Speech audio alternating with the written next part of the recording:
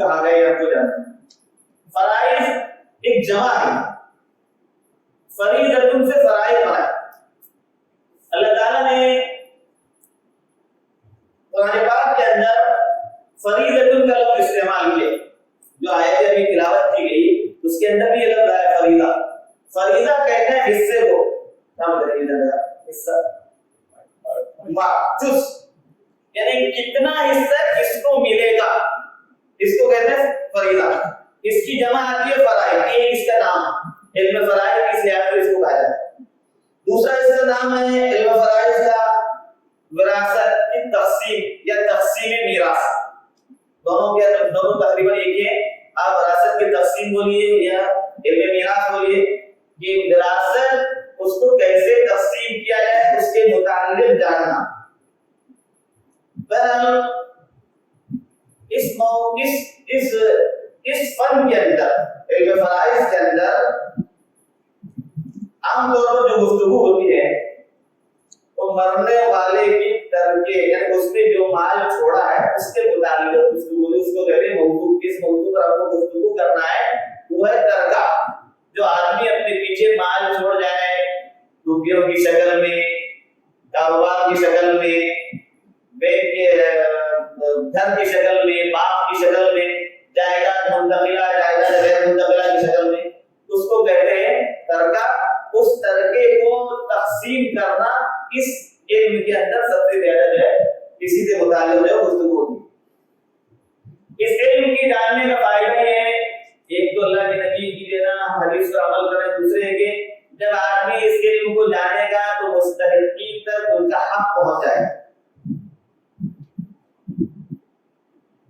یہ علم قرآن سے, حدیث سے اور اجماع صحابہ سے, اسلام کی جو 4 بنیادی مآخذ ہیں جن پر اسلام کی دلائل ہیں, ایک ہے قرآن پاک, دوسرا اللہ کے نبی صلی اللہ علیہ وسلم کی احادیث, تیسرا امت کا اجماع کسی زمانے میں کسی مسئلے پر ہوا ہے, اس زمانے کے علماء متفق ہوئے. چوتھے نمبر پر آتا ہے قیاس. قیاس یہ کہ ایک مسئلہ تھا, اسی سے ملتا جلتا کوئی دوسرا مسئلہ پیش آیا, اس کا بنیادی حل نہیں تھا, تو علماء نے بیٹھ کر کے اس کے متعلق جو ہے غور و خوض کیا, تو اس سے ملتا جلتا مسئلہ سمجھ کر کے اس کو جو اس پر قیاس کرتے ہوئے اس کا حل نکالا. یہاں پر جو ہے قیاس بھی ہے, اس میں جو ہے صرف 3 چیزوں کا بنیاد بنایا ہے. ایک قرآن, دوسرا حدیث, تیسرا اجماع. اجماع میں بھی صرف اجماع صحابہ, بعد کے لوگوں کا اجماع نہیں ہے. اجماع صحابہ کے زمانے میں کسی مسئلے پر اتفاق ہو چکا تھا, بس وہی مسئلہ. تو اس طرح سے جو ہے اتفاق ہو جانے کے بعد پھر اس کے علاوہ کوئی دوسری جو ہے اس کی کوئی دوسری چیزیں نہیں.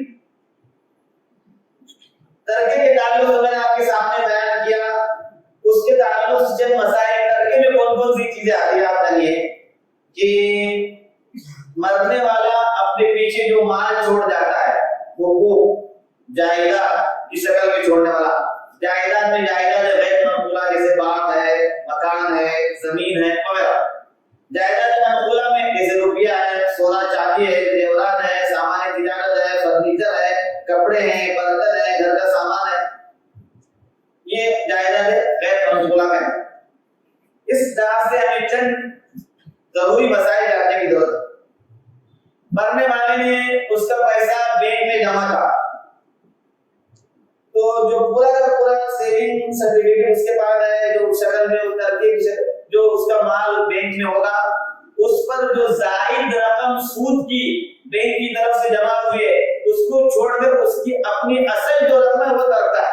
بقیہ جو سود میں جو مال اس پر آیا ہے وہ ترکے میں شمار نہیں ہوگا. اس کو جو ہے اس کا جو حکم ہے کہ غربا کے اندر بلا ثواب کو اس کو جو ہے تقسیم کیا جائے, اس کو مرنے والے کی وراثت نہیں سمجھا جائے. دوسری چیز ہے لائف انشور. شریعت کے حکم کے مطابق لائف انشور کرنا اگرچہ جائز نہیں, لیکن عموماً لائف انشور کیا جاتا ہے. تو جتنی رقم لائف انشور میں جمع کی گئی اس رقم کا مالک وہ شخص, اس پر جو زائد رقم اس کے مرنے کے بعد ملے گی وہ اس کا ترکہ نہیں ہے. جتنی رقم جمع کی گئی ہے وہی رقم اس کے ترکہ میں شمار ہوگا. بقیہ جو زائد رقم کمپنی کی طرف سے ملے گی وہ ترکے میں شمار نہیں ہوگا. تیسری چیز, ایک آدمی کسی کمپنی میں ملازم ہے, تو وہاں پر پی ایف اس کو ملتا ہے, پروویڈنٹ فنڈ, بونس ملتا ہے اس کو, سروس گریجویٹی اس کو ملتی ہے. یہ تمام چیزیں جو ملتی ہے کمپنی کی طرف سے یہ اس کے ترکیب میں شامل رہتی ہے. ایک جو ہے پی ایف اور دوسرا جو ہے بونس اور تیسرے سروس گریجویٹی. یہ تینوں چیزیں جو اس کو ملیں گی مرنے والے کو, کمپنی کے مرنے کے بعد کمپنی کی طرف سے آئے گی, اس آدمی کی ترکیب میں شامل ہو.